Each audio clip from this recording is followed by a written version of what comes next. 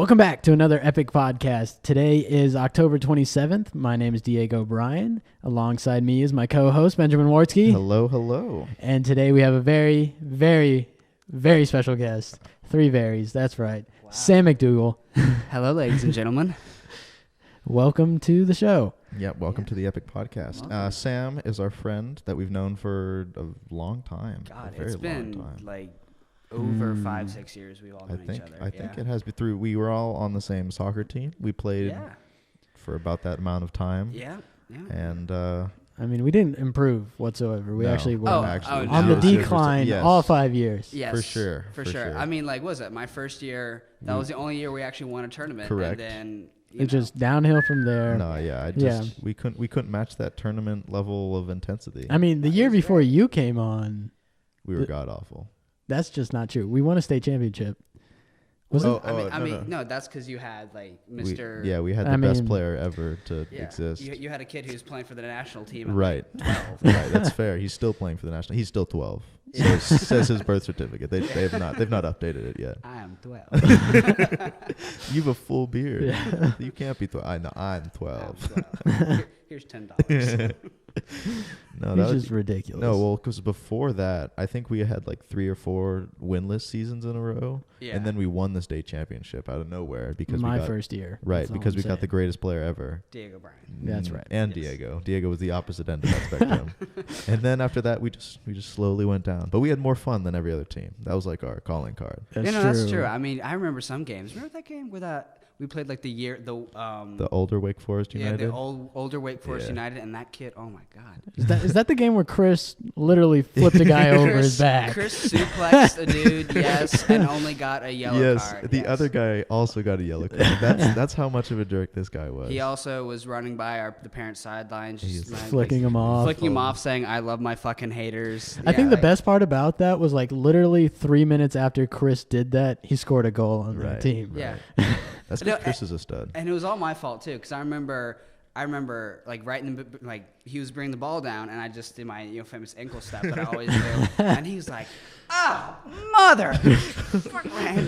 And then that just set him off from there. And then he was just that fucking wild monkey man. Yeah, he was so angry all the time. And then his dad at the end of the game. Yes, you're right. Yeah. Him and his dad were screaming at the refs like, "What the fuck?" And I'm like, I see where he gets it from. We're all like, just shake our heads. Yeah. I was still in shock that I just saw somebody get slammed on the ground. I mean, it just didn't make sense. Like, that's just not. That was the weirdest game I think we've ever played. Like, we're not watching collegiate wrestling. We're playing like soccer. Like not even like serious level soccer. Like when I say we were on a soccer team together, we were on like an average soccer team. Like no one took this game like slightly above average. Okay, we had some skill. Yeah, there was a tryout, but everyone made a team. Yeah, that's not much true actually. No. Almost everyone made a team. If you didn't make a team, you were terrible. No, in the younger years when it was actually competitive, you would get cut.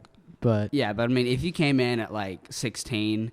If you didn't make a team, they had like three people try out. Yeah, like you needed to like get your coordination. Right. we would have players we would have people we knew try out and suck intentionally just so we could pick them up in the draft. So we did rig the drafting system. I mean, actually no, our last year we were good too. Like when we said we were on the decline, but actually we were. We were good. I mean, we picked up just a ton of studs. We did for 1 year. For 1 year, we picked up a ton of studs. It was all Neil's friends. Neil brought a group of people in that were just awesome at soccer. And I'm not complaining. But I would say a lot of us definitely started to flatline. Like our skill was going up, and then we just flatlined. Yeah, we did. Yeah.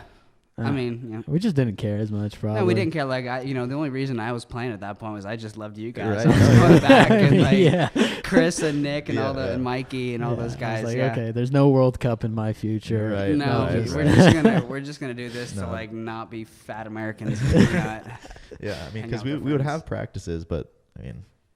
People just stopped showing up to practice. Yeah, they were just fun times to hang out, really. We actually didn't have practice our last season, I think. I think we just our last season we didn't practice once. No one's going to, because the season before that, no one showed up to any of them, so we were like, we had like 2 in the very beginning, and then, everyone realized like, okay, this is our like senior year of high school, and everyone's doing shit, and like no one's going to show up to like just for some soccer practice. Right. So your dad was just like, fuck it. and we did better. Surprised, like, no practice the entire season, we still did better. I mean, because our team was just better than the other teams that we would play. Yeah. That's true. I mean, I remember some of those Oh God! And then I came over to the championship game drunk or hungover. That's just. Oh jeez. I got reamed after that. Was that the final game? That was the final game. I was supposed to play, and I was just so hung up. I was in ROTC in high school, and we had our mill ball. That was our last mill ball with these guys that we've been like brothers and sisters with for 4 years. So we had a big ass party after a mill ball over at one of our friends' houses, and I just got plastered. Allegedly. Right. Yes, allegedly, of course. This is all hype. This is hypothetically. Just, hypothetical. I'm just making up stories right now. And I woke up that morning and I drove over the field and I was like, I couldn't run without almost puking. So I told your dad, I was like, I just don't feel too good. I think I'm sick. Total bullshit. Like I knew what was going on, and I just sat the whole game, just like, and then my parents walked over, and I thought I was out of the clear. I was like, I didn't play the game. Whatever is the last game, it doesn't matter. I thought I was out of the clear. So I was driving home like, all right, I'm just gonna take a nap and be fine. Little did I know that my parents were there, and they walked over to your dad afterwards, and they were like, well, why didn't Sam play that entire game? And they're like, we came to watch him play, and he didn't play. And your dad was like, yeah, your son was really hungover. And my dad came home very, very angry because I promised I wouldn't drink that night. He's like, Sam, do not drink that night. I'm like, of course I'm not going to drink. I have a soccer game. Oh, God. And then he came home. Yeah, allegedly. And then he came home screaming and made me run off the hangover. And you remember how hot it was that day. Yeah, he made me run 6 miles. And he drove the car slowly beside me the entire time to make sure I ran it all. Wow. That was, I learned my lesson after that. Yeah. Moving on. Yeah, let's move on. There's more interesting things to Okay, talk so about. after soccer, I don't know when you started being a musician. Is that when you started pursuing after soccer? Or that's when I started pursuing it heavily. I was, always into it. I pretty much started when I actually met you guys. When I started playing soccer is about the time when I really started picking music up. But yeah, after once soccer ended, that's when I really started focusing on it and trying to. What did you start playing? A guitar or? Yeah. I mean, what was it? So it all started out. My good friend Brad. Him and I were we just loved Guitar Hero. I mean, it was back in the elementary, middle school days when Guitar Hero was a big thing. And so we were just like, yeah, we love this. Oh, such a great game. Fantastic game. And I was always terrible at Guitar Hero. Yeah. It was so bad. I would play until my fingers hurt. I mean, that was just how much I played. Yeah. And then, and then one day I was like, dude, I have real guitars in my closet. Like these are my cousins, and they were just donated to my family because they didn't play anymore. And they were just up in the back bedroom closet. I'm like, I have guitars. We can play real guitar instead of doing this. And he's like, let's do it. And so we went back there, and we were too small to reach, so we kind of pulled them and they fell down because we weren't strong enough to stop a falling guitar. And so then they broke, and then you had to play Guitar Hero. Yes, no. Thank God they didn't break. I'm still playing one of those. Really? My OG guitar is a Fender. That's what I write all my music on. I'm still playing that guitar. That's awesome. It's my first one.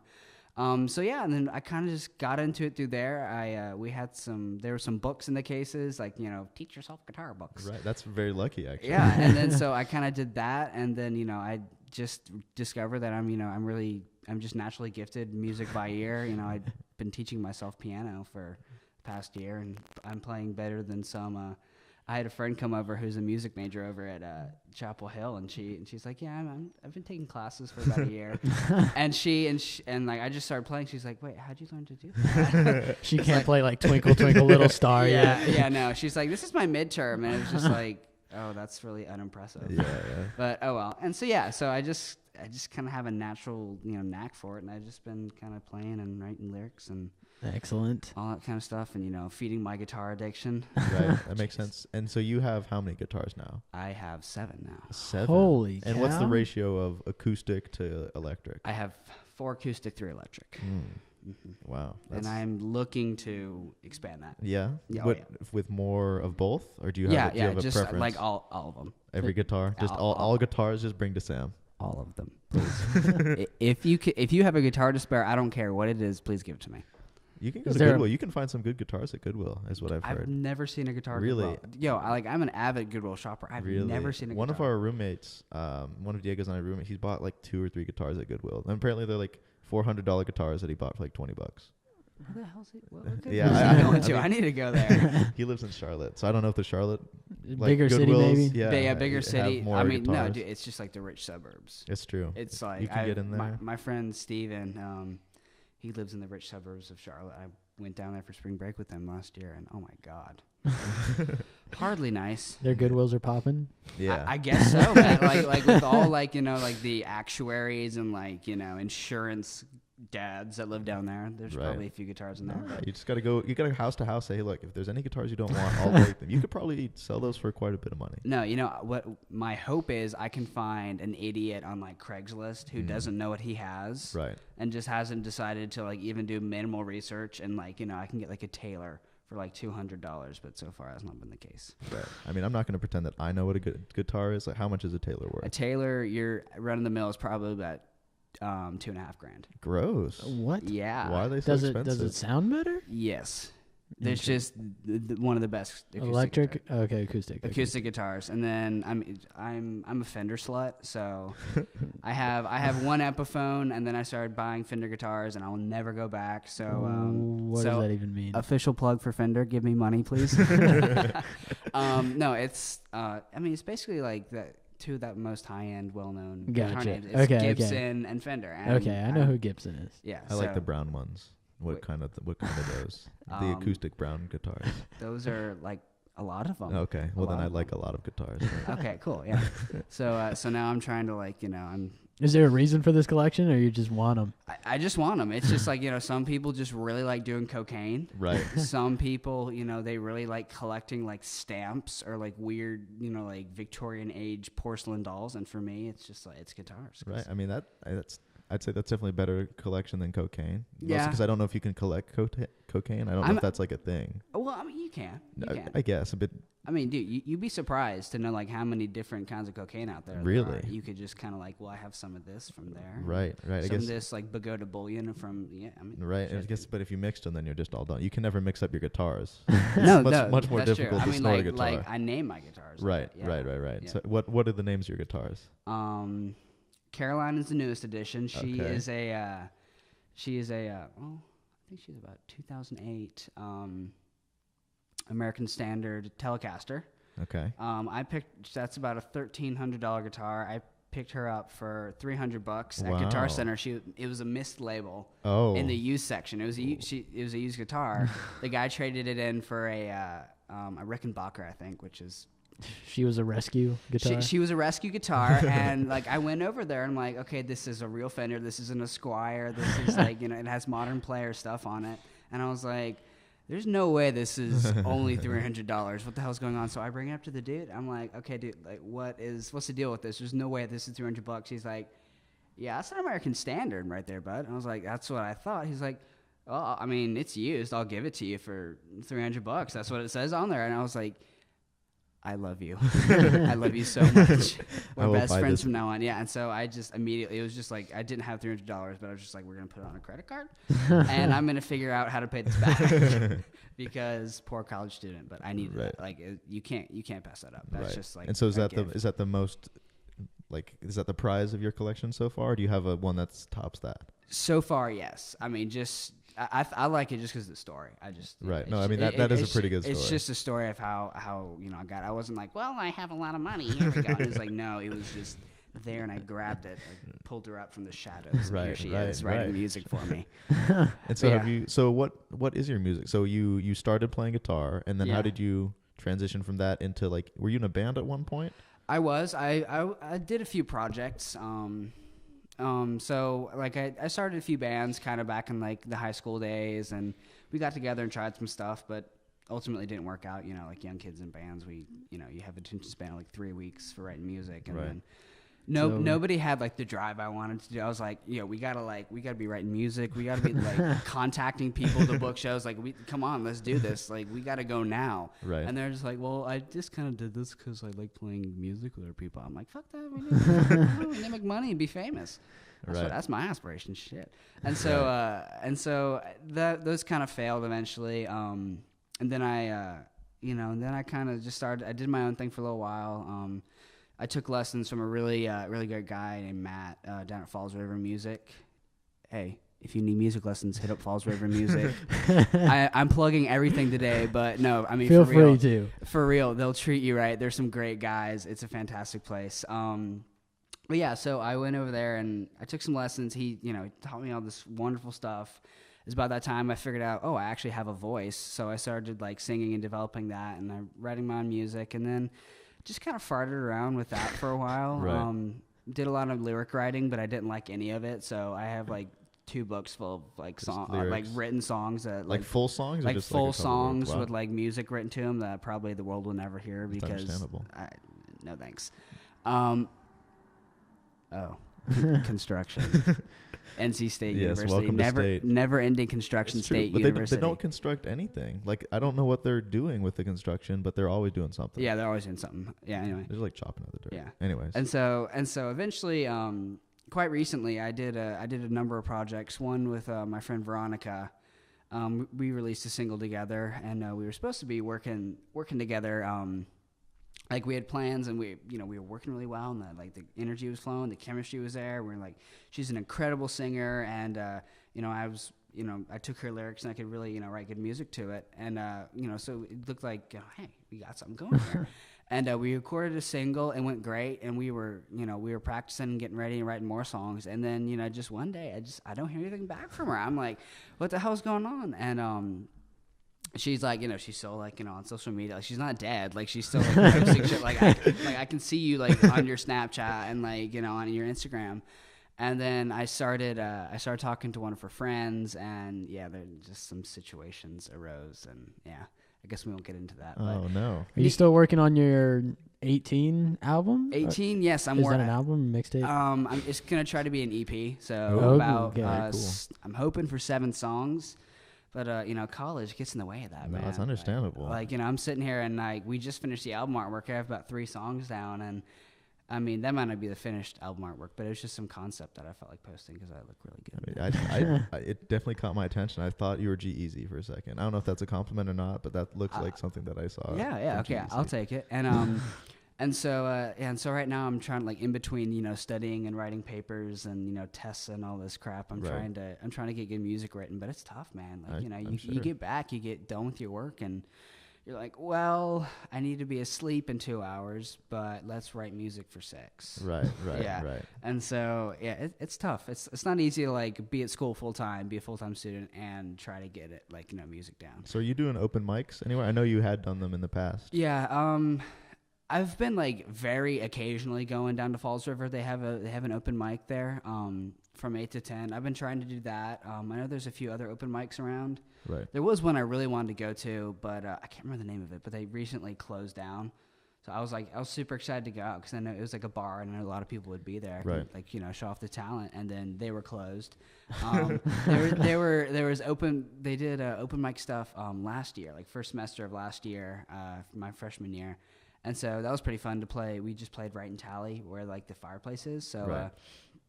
And then they stopped doing that.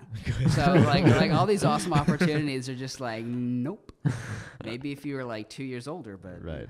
Screw you. So yeah. So are you recording in the libraries of state, or like, because they have some nice recording equipment? They have a fantastic recording equipment there, but I'm not actually. I have a guy that he's going to college for recording, and he's very, very good at what he does. He's much better than like me, like trying to figure out like what the hell. Okay, like how do I do this? Okay, now I'm gonna press the button and then run in the booth. And now, like this guy knows what he's doing. He was asked to work for the to work on the soundtrack for Finding Dory.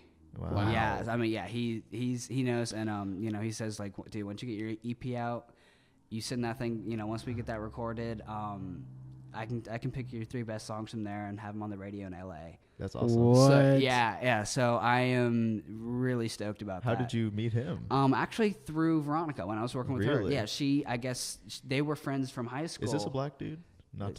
This is. Yeah, I think I know. I think I know what his. I know who he is. Impression. Yeah. That's him. He's incredible artist. Like I went in there. He played me some of his music, and I was like, I'm not a fan of rap, but I was like, damn, like I like this. Like, I got his stuff on my phone. Like, right, that's cool. And I saw him work like the first time we recorded vocals first, and I just immediately, I was sitting there like, well, I don't know who this guy is. Saw him do his work. I was like, okay, we're gonna stick with this. And so him and I keep in touch. We've been keeping in touch. I've been trying the best I can to get music out, but I'm here. So where is he at? What does he do? I can't remember. It was like the Living Arts College. It's off Falls of the Neuse. Really? Yes. I don't know. I can't remember exactly the name of it. It's just a small place. It's like dome shaped. It's an interesting little building. But yeah, Wait, I know what that building is. Yeah. It looks like a bra on the ground, right? It does, yeah. It does. There's two domes. There's two domes, and there's like a little like. That's the only way I know that building. It's the bra building. It is. It looks exactly I like a bra. had no idea what that building was. Yeah. And it has like little apartments like right beside it for student living. Yeah, it's like recording and like music, arts, and like visual arts, graphic arts. Very college. Cool. Yeah, I didn't know it existed, and she's like, "Hey, meet me here," and I was like, "What is this place?" This is awesome. This looks like a bra. Yeah, I'm recording in a bra. So do you go? That's really awesome that you like met him through that. That's very cool. It's a fantastic connection to have. And then I was Paige England. Yeah. I was. We briefly worked together before she actually had to move to Nashville. Right. Unfortunately, but God, she's gonna be famous one day. Mark my words. Yeah. You think so? Yes, she is. Shout out Paige. Fan of the program. Yeah. For real. Well, Sam's a fan of you, and he's on our program, so by the exchange principle, then Epoch endorses you. Right. Yeah, Epoch. That's how you say it. Epoch. Epoch. The Epic, whatever. I don't know. Doesn't matter. I don't know. That's how and when we were doing like geological time, man, that's how it was. It was Epoch. Epoch. Really? Because on Google it says Epic when you like click on the speech bubble for it. Epic. I don't know. Maybe. Epoch doesn't sound as catchy as Epic, but we'll take it. Look, either way. I like Epic because it you had that dual meaning in there. Right, That's is clever. Don't go by my idiot geology teacher. No. Pronunciations. He doesn't know what he's doing. And so in school, like we've talked about what you do out of school. You're in school for design, right? Right now. Oh, is that changed? Technically, yes. I'm technically still an architecture major, but I'm actually going to change that. Oh, to what? I'm thinking criminology, actually. Really? Yes. Very cool. Just because architecture, I'm not a fan. The design school here, it just was not a fit for me. Is architecture under engineering in any way? Or no, not. It is, and it is school of design. It's just a completely, entirely separate own thing, and it is the most BS program I've ever heard of. I don't know if you know this, Diego. Do you know how Sam got into the school? Do you know what his project was? Like, you have to submit a portfolio. Do you know what his portfolio was? Oh, geez, yeah. So... Yeah, so my portfolio was about 6 Minecraft buildings that I had made in Minecraft. You made a project in Minecraft to get into the design school. I made 6 projects in Minecraft. I made 3 Google SketchUp buildings, and I threw in a poem I wrote freshman year that won an award, just for some diversity, And that beat out people who'd been like doing design and art classes our entire They're working life. on like AutoCAD, these $5,000 programs, designing the Empire State Building. And I just totally I didn't expect to get in at all because it was just like it was a last minute thing. Like, I have 2 months to make a portfolio. Well, let's get to it. And I just like sat down in Minecraft and was like, this is the best way I know how to make things that I really I shine at. And they really like I did my interview and she looked through it. She's like, this is a really interesting technique to design buildings. And I was like, my goodness. And she was like, because they're doing a lot of meter by meter block construction down in places like in South America. And I was like, score. And this was like the head of the architecture department. I was like, hell yeah. Hell yeah. It was super innovative. I've been studying South American architecture for a couple of years now. Yeah. And it was just like, it was so lucky. And I'd never really taken art and anything. Like, there's all these people who are like amazing. I suck at drawing to this day. I still suck at drawing. Like, only way I'm good at drawing is if you give me like, a drafting table and shit. Then I can make something that looks nice. But other than that, no. So like all my classmates are all these like, extremely artistic, talented drawers and like beautiful thinkers who can come up with this crap. And I was just basically like, I got in because like my grades were nice and I could make some nice buildings in Minecraft. And I feel even worse because like, I actually feel bad getting in because I beat out people who worked like years. like they were like, I want to be in the design school of state, and that was their passion. And like for years they'd taken classes and were like building this amazing portfolio, and I beat them out and with like shoddy work I did in 2 months. Right. So like I just find that when you told me that like last year, I just laughed because I was like, that's great. Yeah, that's stupid. Yeah, like most people were doing like they have these like beautiful sculptures. And it's just like this mix of like amazing artistry, and there's me like, well, here's screenshots from my Minecraft profile, and I hope you like it. They're like, wow, this is ingenious. We've never seen this before. It is ingenious. You're totally right. I am amazing. And then but I mean that level of unfamiliarity really showed. It shone when I got in. I had no clue what I was doing in all these studios. I hated it. It was terrible. I mean, like, not to put down like anyone who does design or architecture. I mean, God bless you if you can make it through that. Oh my God! But it was long hours, wasn't it? Oh my, yeah. It's I mean, shit. I mean, some weeks, especially wrapping up for projects. You're working 70 hours a week. That's ridiculous. My goodness. Yeah, I mean, yeah, you're working more than a lawyer and a freaking like insurance guy put together. I mean, you're staying up and you're getting 2 hours of sleep a night. That's ridiculous. Yeah, I mean, it was horrible, especially with like me having epilepsy. That did not mix well at all. And so yeah, it sucked. And like I wasn't that great. My teachers didn't like me. They didn't like the way I approached design because I wasn't like oh, like, what about this? And like, oh, I'm not sure about the form about it. And like, all this like artsy fartsy nonsense that like I just totally don't, I just don't care for personally. Like, I wanted to go into design to like design, like, I want to design like eco-friendly housing. I don't care about like, well, what does this form make you think about when you see it? Like, I don't care about that. I just want to make like a cool looking house that's going to save the world. I don't care about like all this other hoopla. And so it was like really tough to get like any of my projects done. I was like, this is so stupid. This is a way. I mean, and I will still say to this day, that was a waste of time, like total waste of my freshman year. And it just didn't work out. Like eventually my professor just sat down to me and she was like, she just said straight out, put her hand on my shoulder. She's like, this isn't for you. Like, basically in a nice way saying, you suck and you need to leave because this program's not for you. And I totally agreed. It was like making me so depressed and so tired. I just could not. You're gonna get a teardrop? Yeah, that's when I was about to get my teardrop for real. Like, it was just constant tears and sleeping on couches in studio. Like, I mean, they were, like, I remember there was one time when out of a week, I was only at my suite 2 times. That's gross. Wow. I pretty much spent my entire, like, I wore, like, and that was just to change clothes.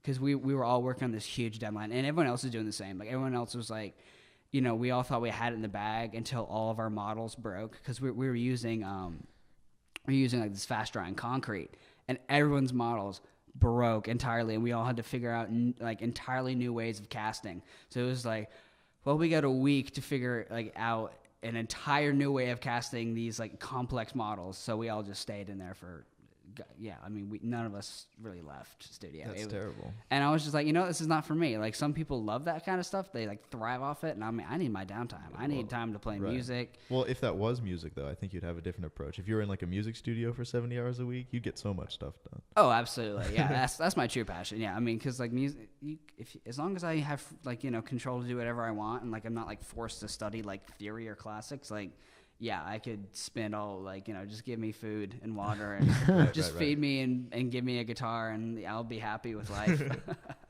So yeah, so right now I'm in the process of trying to figure out how the hell to get into criminology, and I have to meet with my advisor and do all that fun stuff. So wow, that's very exciting. Yeah, that's a lot of fun stuff. So what interests you about criminology? CSI.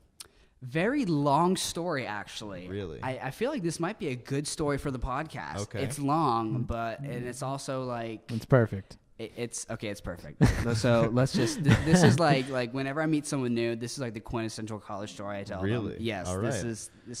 Okay, so just to start off, to pique the listener's interest, it involves multiple felonies, lighting a car on fire, crystal meth, and the FBI.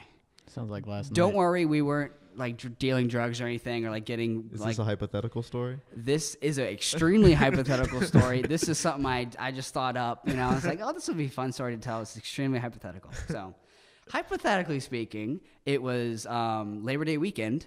And this was first semester freshman year, and we had all just like kind of met each other in my suite. You know, I lived in Wood, so so it was just like it was 14 guys in a suite, and we all kind of like were like just meeting each other and like figuring out like, okay, this guy is decent and whatnot. And so he smells weird. Yeah, he smells weird. Yeah, I don't really like him that much. Yada yada. And so like almost everyone in our suite left. They were all doing their own things for Labor Day, and it was just 5 of us left, and that was me.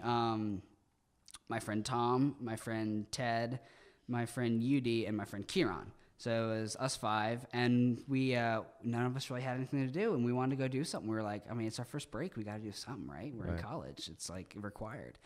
And so Tom, who I'm actually living with now, he's still my roommate. He's like, well, I've got a lake house in South Carolina. If you guys want to come, I was going to go do that. And we were like, absolutely. Like we have I had some adult beverages stored in my basement, hypothetically, of course. It might have been, a lot.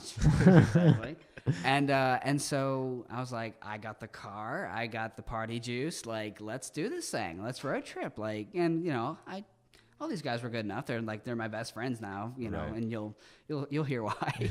And so like we hopped in the old 2000 Buick Regal. Shout out. And shout out. Rest in peace, baby. And we drove back to my place. Like I asked the guys to all go inside and like talk to my parents and like keep them occupied in the kitchen while Kieran went behind and went in my basement and grabbed like the 3 gallons of alcohol. I had set aside 3 gallons. Yeah. That's a lot. Were you making your alcohol. own? No, hypothetical? it's just perks of like having a formerly alcoholic father who had like bought all of it and like just stored it and just stored it. There's the garage was full of like whiskey and liquor, and then he just decided. I mean, good for you, Pops, that he wasn't going to drink anymore, and so that just left his son with some great bless the son for college. Yes, bless the son for college. My whole entire freshman year I did not pay for any alcohol whatsoever, and it was fantastic. Anyway, hypothetically, of course. Right. And so Kieran goes down there, puts it all in a duffel bag, and of course Paul, my dad, he doesn't stay and chat with all the dudes, so he walks outside, catches Kieran. And he just gives him a pat on the shoulder, and he's like, "You boys have fun." Like shout out, bless Paul for doing that. And so we like all said goodbye. We hopped in the car and we just started driving, road tripping, listening to music and shit like that. And so it was supposed to be a 5-hour drive. So we like left at around 2, and we were supposed to get there at 7. However, Labor Day traffic going down to South Carolina, like that region, Myrtle Beach. It wasn't Myrtle Beach actually. It was in the really? mountains. Yeah, it was out in the mountains. It was god awful. It really? I was behind the wheel for like 7 hours, dude. 7 7+ hours. It was like 10:30 when we finally got off the highway. Gross. Yeah, and the traffic was god awful. So finally we get off the highway. It's pitch black. We're in like, and we're like, okay, screw it. We need to get there. We're all exhausted. We just want to go to bed and get some sleep. And we're like sick of being cramped in the car. Not to mention like, okay, so my 3 friends. So Tom and I are about the same height, same build. Short and kind of stocky, but we're cute.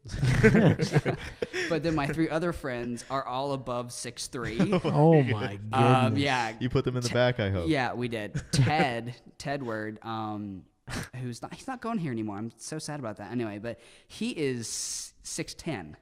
What? 6'10". He's we call him Big Bird. He's a big boy. He's very tall and very lanky. 6'10"? Yeah, 6'10". Udi is 6'4". He's a big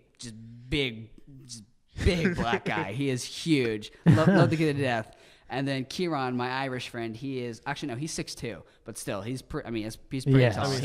Having those 3, I don't know anyone that is that tall. I think in my 6'10". Yeah, he walked in the suite and where I was like, like, you know, right now I'm looking up at the ceiling like, hey there, buddy. What's your name? Don't like, hurt me. Yeah, like, don't crush me. He could eat me if he wanted to. And so, so they're cramped back there. Tom and I are just exhausted from being the friends. Like, just get out of here. So I'm putting the pedal to the metal. I'm on, you know, I got the V8, I got the turbocharged V8, and I'm just like, you know, let's just get there and go to sleep. So I'm like, you know, we're going like 80 down like you know, windy country roads, like, you know, 45. Right. I'm going 80 into 45. I'm great choices. Like, let's just, great choices. You know, and hypothetically, of course, and you'll see, you know, it's a great choice. You'll see where they lead to in a few seconds. So we're going and we're just, you know, and we're like literally like there's no lights, nothing around us. It is just trees and a 2-lane road where like it's like bumfuck nowhere, South Carolina. And so we're driving, I'm going through these hills and turns, and all of a sudden I feel a little clunk in the accelerator. I'm like, it feels like one of the cylinders is scraping. It's just like, and I'm like, oh great, here we go. And so I'd been having some oil troubles previously in the car, and I thought that one of the cylinders wasn't getting enough oil, and I was like, screw it, I have 7 more. Let's just push through. Let's not deal with the problem now, and let's just wait till it gets so bad. And so about 15 minutes later, it's getting worse and worse. Like the accelerator's like, you know, I can feel it shaking. It's not just like a little clunk. It's just shaking now. I'm like, oh great, here we go. So finally, like I find this, like there's this little area off to the side. It's like a gravelly kind of pit lined like with some rocks. And then there's a very narrow, like single driveway going down into the woods, like just lined like straight up with trees. It's just like a hole in the trees going down. And we were like, yeah, that's creepy. We're not going to go down there. And so I parked the car, I popped the hood, I checked the oil. The oil was fine. It was a little bit low. Like I could have used it, done with some more, but like I should have worked. Right. I shouldn't have been having like oil troubles. And so I was like, well, what the hell is going on? What I didn't realize, since I was so tired, was that the engine manifold was like 100 to 200 degrees hotter than it should have been. Oh my goodness! And the car was overheated. That was the issue. And I didn't know that. Because, you know, like you have that overheating light. It has always been on overheated ever since I got the car. It was broken. So as far as I knew, everything was fine. You had a hot engine all the time. Yeah, I had a hot engine all the time. And so I go back and we're digging through all the bags in the back, and eventually I find the thing of oil. And there was a funnel back there, but I didn't know that at the time. It would have been a whole spew of things to have been avoided if I just known there would have been a funnel. But so I just grabbed the oil and I was like, all right, let's just put some more in and get back on the road. And so I opened up the cap and I started to freehand pour. And any of you who like change your own oil regularly know that oil, you know, the things into oil things, they're not designed for you to just be able to freehand pour them. And so I'm like, you know, I'm like kind of like going over and trying to get it in there, and then it splashes. It gets on. I get a little bit in, and then it gets on the rim and splashes everywhere. Immediately catches fire.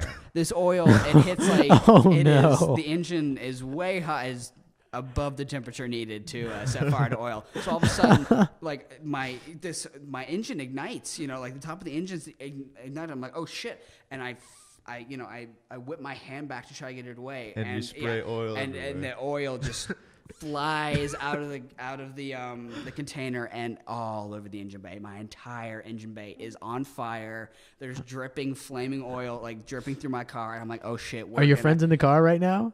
All my friends are in the car, and they immediately run out. And I'm like, oh god, like this is gonna burn through a line and like hit the gas line, and we're gonna fucking explode and die.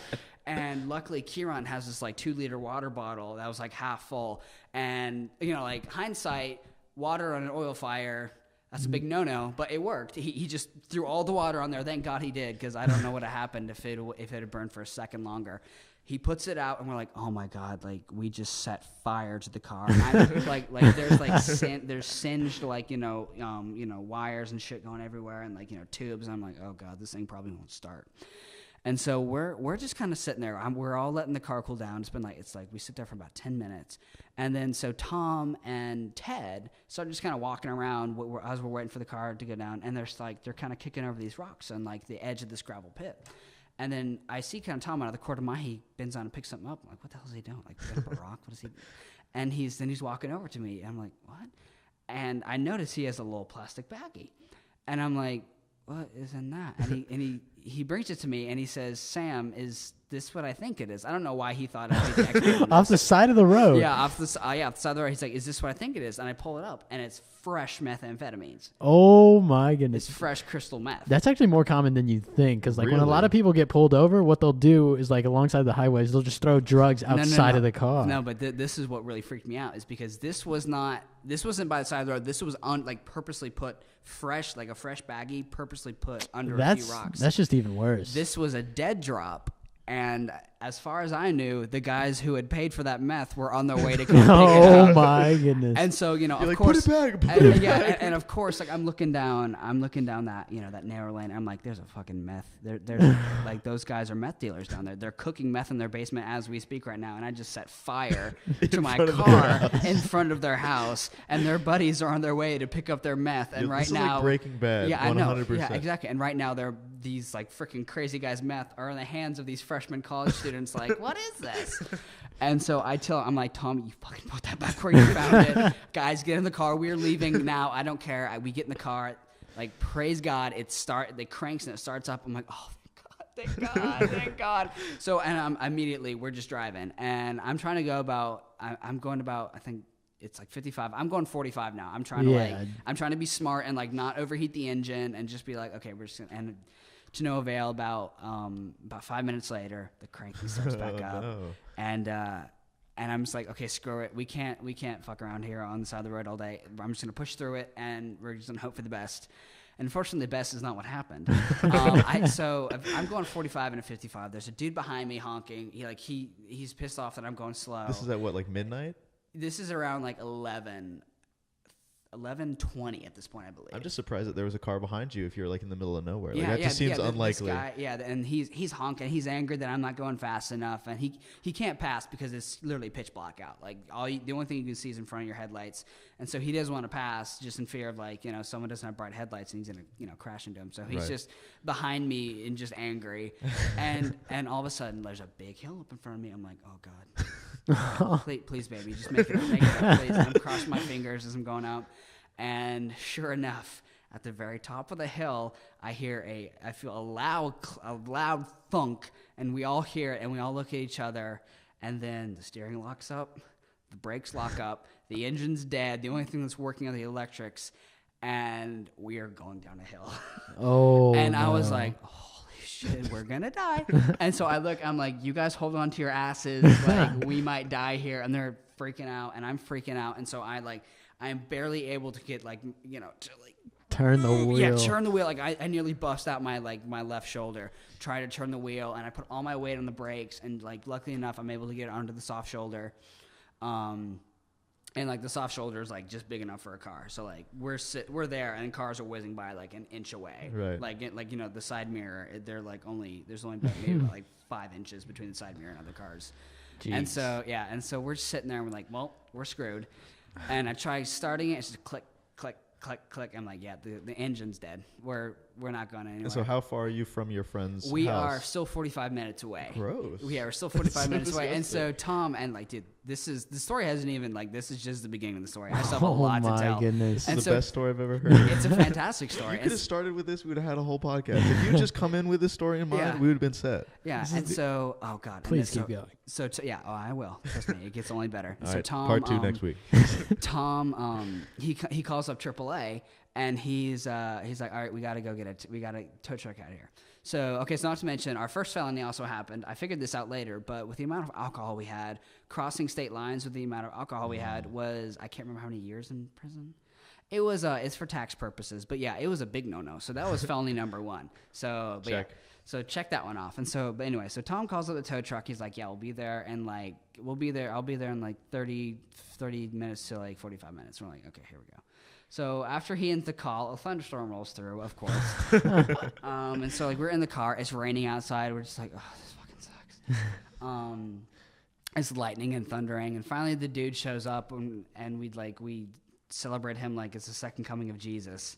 And he gets out, and he's like, immediately I'm like, oh God, because I see the car, and he gets out. He's like, all right, boys, we got ourselves a problem. Y'all didn't say there's 5 of y'all on the phone. And so he had only brought in like the 2-seater pickup truck that could only fit like 2 other people in the cab. Oh, and, no. Yeah. And so he's like, all right, here's what we're going to do. 3 of y'all, you're gonna get in the back of that car and you're gonna lay down and shut the fuck up because in South Carolina it's also a felony to be in a car while it's being towed. It's a felony and a $10,000 fine per person. Oh, yeah, that's what he. 30 big ones. Yeah, 30 big ones, and so Tom. Okay, we were like, I'll get in there, and you then put the 6'10" man in the back. I hope. Yes, we did. We did. No. Him and Kieran were in the back. I went in the front. I laid across like the console and the driver's. Oh god, it was so painful sitting there for 45 minutes. Just like laying over the console, like digging my back, and I'm like, all the alcohol still in the car. All the alcohol was still in the car. Yes, oh we had what mattered. We had hypothetically, hypothetically, hypothetically, it was all just apple juice. But, right. But we thought it was alcohol. And so we're getting there. I call my parents. I tell them what happened. They're like, "Oh my god, you are just a deplorable human being. What kind of child have we brought into the earth?" And unbeknownst to me, but I figured this out later on that the tow truck driver was trying to sell my friends weed up front because Tom and Yudi were up in the front, and he was like, "Y'all need wanting that left-handed tobacco?" They're like, "What? Weed? You looking for weed, son?" And so he's trying to get them to like buy this like stanky weed, and eventually we get there, and I think we arrive at this town, and I'm pretty sure like the name of the town was literally Happy. I mean, like I was pretty pretty out of it by then, but I'm pretty sure he said, "Well, welcome to Happy, South Carolina." And I was like, great, population 2. And so we get there, and we're trying to call people. It'd be like, we get all the bags out of the trunk. He drops off the car. I write up a little report and throw my keys and the report into the mechanical station depot, whatever. I don't know, the gas station. I don't know what to call it. Whatever. Yeah. You guys know what I mean. And then we just kind of walk over to this like little strip mall, and we go to a Little Caesars that's just closing up. We're like, "Hey, we know you have like pizza that you're about to throw out. Can we just have it?" Because we hadn't eaten in like hours. Like the last time we had eaten was probably like 5 hours ago, so we were all starving. And they said no, and so all we had was like a little bag of chips between like the 5 of us hungry adult men, and we like look it up, and a cab would have cost like $250 to get all of us there, because they had to bring like the big cab because there's more than 4 of us. Right. So there's that, and so Tom's like, "Screw it, I'm just gonna call my neighbor."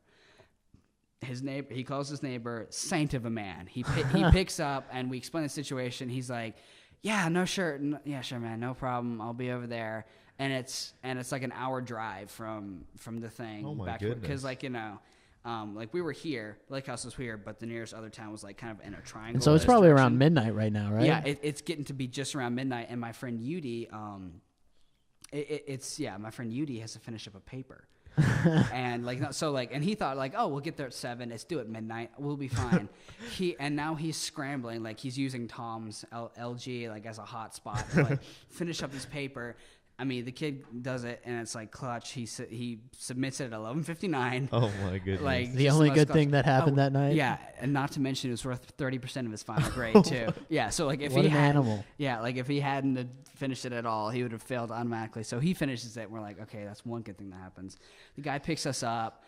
And I immediately fall asleep in the back of the car. I'm exhausted. I just. Do you leave the car there? Yeah. We left the car in like Happy. I don't know the name. I'm just gonna call it Happy. We just left my car there, and like we just waited for the mechanics to figure out what was wrong. Gotcha. I wrote up a report and told them what happened, and I was just waiting for a call back. And so yeah. Alcohol still in that car. Or no. No. You transferred? We transferred. Okay. I was carrying the goods. Apple juice. I was carrying the just apple juice. expecting that to be the wrong thing that happens. No. Thank God. We needed that for the weekend. Anyway, and so I just set fire to my car. We had just found like crystal meth, and we were scared out of our minds. We were just like, we just need to get home and go to sleep. And so I crashed in the back of the car. It's about an hour drive. Tom wakes me up when we get there. And it's like pitch black. I can't see my hand in front of my face. It's that dark. And he's like, "What? Wait, here a sec. I'll get the lights." He walks out into the darkness, and like for all I know, he just like walked into the void. Like I couldn't see him at all, couldn't hear him. And all of a sudden, lights come on. $4 million lake house sitting in front of us. It looks like a fucking castle. and we walk inside. It's like, they bought it from the previous owners who had decorated it with like zebra skins and like leopard print rugs. So it was pretty gaudy, but it was still kind of cool. Like going in there and like it looks like a freaking castle. I mean, this thing had more bedrooms than I can count on my fingers. Wow. The kitchen was enormous. We stayed in the basement. The basement had 3 bedrooms, 2 bathrooms, a sauna, a full kitchen with like a bar and a like the works for a kitchen. It had its own entire crawl space and office and an enormous living room with like these gorgeous sectional leather sofas, big 80-inch flat screen, and like that's the type of person you want to be friends with. Yeah, total surround sound. And I was just like, we were all like, night made. We get out and we finish. All of us, we finished like a handle and a half of Fireball between us that night alone. We were just like drinking and celebrating that we weren't dead and that we got there alive. And so eventually we're like, hey man, like let's go out and explore the lake house. Let's go explore. This is before you went to sleep? Yes, this is before. This is the same night. And they had, so like we went to the vineyard across the street. Of course they have a fucking vineyard across from this house. And like I started eating these nasty wine grapes. They were like, I mean, granted, it was a vineyard for show. Like it wasn't like an actual vineyard, but it was just like, because it was called the vineyard, so they needed to have these like gross vineyards. So I'm eating these nasty grapes. Oh, it's the worst thing I put in my mouth ever. so anyway, and Tom's like, follow me. He has glow sticks, and he's like running down to the lake with these glow sticks, and we're all like following him. And Udi is plastered at this point, and we get down to the edge of the water, and the clubhouse for this, it's a gated community. The clubhouse for this gated community is on this beautiful man-made island in like the middle of this lake, and it's this circular glass building. It's entirely lit up. It has this one little bridge going to it. So we're just looking out at this thing, this like beautiful glass like lit up building, and we're like, wow, that's so pretty. And Udi is he's like, guys, we got to swim over there right now. And Udi can't swim. So that's the first thing to mention. And he runs down there and he's about to dive headfirst into the water. And we all go back there. It takes all of us to pull him away. Like, Udi, no. Because, I mean, the freaking water, we go back there in the morning, just once we're all sober. And we show him, and the water is about like a foot deep, and it's just nothing but like big, sharp rocks. He's about to dive. Like, we saved the kid's life then. And so, like, we pull him back, and then we sit him down on a rock, and immediately he's like, this is Mr. Rock. Mr. Rock is my best friend. I love Mr. Rock. And we're like, maybe we should get, like, him and the rest of us, like, back in the house so we all don't die. So we get back in the house, and we just finish out the night just drinking and partying and just doing all sorts of rambunctious shit. And all of us wake up the next day. None of us are hungover. We should be. We should be like, in like comas from these hangovers, but no, we're all fine. And so we like get up, and it's a few hours until Tom's dad brings the boat down, because the boat was at of course his house in Nashville, right?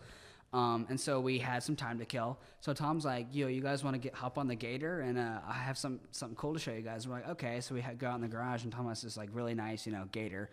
And for all of you, those of you who don't know, it's basically a golf cart in steroids. And so it's only meant for 2 people. It's like a 2-person gator with like a little cargo bay. Right. So of course we put all 5 of us in it. We get it's like Tom and I are in the front again, and we have like the 3 heavy 6'3" dudes in the back. And we just start like gatering around on these old moonshining trails up in the mountains that were back there, and we're gone for about an hour. We drive about an hour up to this amazing, beautiful spot called Jumping Off Point. It's where some guy like committed suicide at one point. But it was really nice. It's this picture, and it's this beautiful panoramic view of like 3 lakes cascading into each other, like right in the middle of this this valley, and it's just gorgeous. And we're like, wow, this is amazing. And so we looked at the time. It was like, oh, it's about time to start heading back. And so we get in the gator, and we're going back. And coming up to the approach to the top of this mountain, there were a bunch of potholes. Coming back down, however, these potholes turned into jumps. and so Tom looked back. He's like, "All right, boys, hold on to your asses." And like we go off one jump. Oh, okay, this is fun. Like, yeah, we're jumping the gator, and then we hit the 3rd jump, and we get about 5 feet of air, maybe. Jeez. And we come down, and we have all the big dudes in the back, and so we come down hard. The back left wheel lands right on a rock. blows out the tire, bends the rim like this. Ooh. Like the rim is like basically now an oval. And so so that's automobile mishap number 2 within like a 24-hour period. And so we have to drive back on this thing, and we're driving. It's like, this thing has like an oval wheel, and so we're just like we're just all pissed off and disappointed. Like, why can't we have like one good thing happen? So finally we get back. The boat's already there. We were supposed to meet his dad and like kind of hang out, but his dad had dropped the boat off and had left, so the boat was there. But we noticed these 2 cars in the driveway that we didn't recognize. And Tom, out loud, he was like, "Oh shit," and I was like, "Oh shit, this." And oh shit is not what I want to hear right now. And so he's like, all right, guys, let's just go inside. And so we walk inside, and sitting in front of us is Tom's mother and someone else who we definitely did not expect to be there. I guess maybe for the purposes of this podcast, I can't really divulge who this person was, but let's just say she's high in the chain of command up in the FBI. Okay. She is a woman who can... Tom's mother is this person? No, Tom's mother was sorority sisters with this person in college, and they were... Okay, so not to mention, they were sitting in front of us, red wine drunk off their... I mean, like, oh my God, there's already 4 bottles of wine, and it's like 2 in the morning. Or not, 2 in the afternoon, sorry. And so she's sitting there, and Tom explains who this person is, and I'd never before come in like face to face with the person who could make me disappear and no one would ever find my body ever again. Like this woman had the power to do that. She had a Glock in her purse right next to her. Like she, no nonsense, counterterrorism out the wall. Like, yeah, it was crazy. And so I was very scared in that moment. I was like, oh my God, like my butthole clenched up. And I was like, oh, very nice to meet you. We totally haven't been committing any felonies whatsoever. Right. And she goes like, I don't give a shit if you like, you kids are drinking. And she immediately, lightens up and it's fun. And so we go out and we get we get in the boat and we go out and we're on the water. We're listening to like Jordan. This was the Labor Day weekend of Jordan Belford, we're bumping that. Like I'm on a boat and we're like, we're doing backflips off, like these, these cliff, we're doing like cliff diving. And then UD almost smashes the $80,000 boat into the cliff because he doesn't realize that when you want to go reverse on a boat, you pull the throttle back. He pushed forward because like the boat was like steadily drifting closer to the cliff. So we're like, hey, UD, reverse the boat a little bit. And he's like, okay, got it. He pushes the freaking throttle forward and like right in front of the cliff. And then like eventually he realizes like, oh, I got to pull it back. So he pulls it back and like things comes to a stop about like 2 feet in front of the cliff. So I'm like, gross. oh my God. And so Tom's like, all right, well, I'll go down there. So Tom dives down, gets in the boat. So we almost wrecked the boat. That was fun. We get back and it's dinner time. And so we're making steaks, and FBI lady is still there. They're still very drunk. They kept going, and you get there, Diego? No, I don't have a mic right now. Oh, okay. Keep going. Okay. Yeah, we don't know what happened. Some technical difficulties. Anyway, so on with the story. And so we make steaks and we all sit down, and then she proceeds to go around the table and profile every single one of us to a T. Really? Yeah, like not to mention she's been the only time she's only known us for a collective like probably an hour of like contact with us, and she's been plastered the entire time. And she goes around and she proceeds to tell all of us who we are as people, and it is spot on. That's like awesome. Like mine made me like I was like scared, like very scared when she sat down and told me who I was as a person. I was like, what? And she's like, I'm gonna call you Cougar. You remind me of John Cougar Mellencamp. So I am officially, once I'm done with criminology, I'm gonna apply to the FBI as Cougar. As Cougar, yep, that's gonna be my nickname. And be like, well, I know who she is, and she gave it to me. So yeah, so I'm Cougar, and then basically after that, like it was just like some pretty deplorable things happened in the basement of that lake house. Things I'm not proud of. Things. Things that can't be shared in public. Right. But you know what? It was we all at the end of some of these experiencings and some of the videos we ended up watching. We all came out of brothers. We went in as friends. We went in as people, just strangers, and we came out as Lemon Brothers. Brothers. Part of the Lemon Club. Once this is over, I might, tell you guys what it is. But okay, you can't share it on the air. That's understandable. I might, unless you want to start doing like a porny kind of podcast, which probably let's keep this like somewhat like PG-13. Right. That's what we go for. Yeah. Okay. So. I'm sorry, I was taking a minute. That is, oh geez, that was an interesting night. I mean, that sounds like an incredible weekend. Oh God, it was amazing. Awesome. I mean, they're all my best friends now. If it weren't for that weekend, we probably wouldn't be like any closest friends as we are now. That's understandable. But yeah, and so it was, and still have liquor left over. It's still there. Really? Yeah, but a year later, we still have it there. And hypothetically. Hypothetically, of course. It's actually apple juice locked up in a cabinet, but yeah. So actually spring break we went back down there with a few other friends, but we didn't get it wasn't as nearly as cool exciting. It wasn't as exciting as that first trip of and of course me being in architecture, that was the one thing I did, and then the rest of my college career has just been I was in studio. Nothing nearly as exciting. Don't think I'm an exciting person at all. Right. That's just one thing that happened out of the blue. I mean, that might be the coolest story I've ever heard in person. Yeah, that was. I can't think of a better story than that. That was Diego's also agreeing. Unfortunately, technical difficulties. I agree. Yeah. He agrees. He just kind of from over there where it's echoing. He wants to agree. He's trying. He's trying to agree. So, So that was Labor Day. That was my first ever. That was 2 weeks into college, and then that happened, and then that's such an incredible story. Yeah, And now you have a contact. I don't know how close you are with this FBI person. Did you get her number or anything? I've met her a few more times. Really? Yes, through she came down actually winter break. I went with Tom up to Asheville. Right. Because he's from Asheville. He lives up in Asheville. That's where his mom lives. And so I went up with him and spent majority of the first part of Christmas break.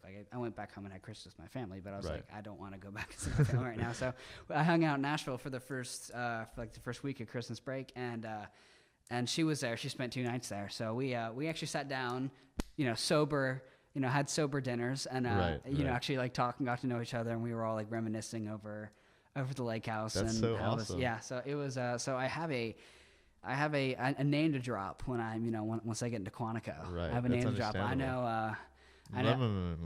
know Miss P. We'll call her Miss P. Miss P. I know Miss P. I know Miss P. And I wonder if she would come on the podcast. I wonder if it's legal for her to come on the podcast. Yes, she can. She just can't divulge the state secrets that she may or may not have told us. Right. I just might or might not know anything to ask. Just be what's the latest counterterrorism news? Yeah, we can ask her. I guarantee you she won't come, but you can ask. Yeah, it's true. She's busy doing other things. Hey, no, you just got to get her to come to state to do a talk, and then after that, just spend an hour with us. That's all we ask. Yeah. Just say, look, we know Sam. We'll name drop you, and we'll see if that works in reverse. Okay, yeah. Because, Sam McDougal Rousseau. It's such a big name. It is such a big household name. I agree. It should be a household name. It carries power, doesn't it, Diego? Absolutely. I'm just trying to get you to talk at this point. You just can't hear him, but he's there. He's still here. Yeah, we promise he's still there. I'm still looking at his ugly mug. Oh, yep. That's true. But I think that's going to do it for episode number 3 of the Epic Podcast. Awesome. Okay. So thank you, Sam McDougal Rousseau. Oh, thank you Where can they check out your music? You can check out my music. Well, actually not. You can. The closest I have is my Instagram, little recording. So that's Sam _McDougal, McDougle. Short little Canadian kid. You should find him pretty quickly. You can check out I have covers on there, but unfortunately, my SoundCloud is kind of being screwy right now, so I don't have a SoundCloud or anything else to point you towards right now. But yeah, that's me. You can follow me on Instagram. I don't have Twitter because that place has just gone to the dogs. Yeah, and so yeah, you can follow me on that and be my friend. I'm a very friendly person. You can see my adventures over the summer. I guess if you want to have me on another podcast, I can tell you about the month I spent. Hitchhiking around for sure. The Southwest. I was gonna ask you about that originally. We got way off topic with that. That was actually one of my plans, but It's okay. We'll have to have you back. You just guaranteed another. You guaranteed your spot for another time. Oh, please have me back. I love doing this. This is awesome. So thank you, Sam. You can follow us for the podcast. You can follow us on Twitter, Facebook, iTunes, SoundCloud, all at the Epic Podcast. That's EPOCH Podcast. And that's going to do it. So thank you. All right. Thank you, guys. Adios, guys.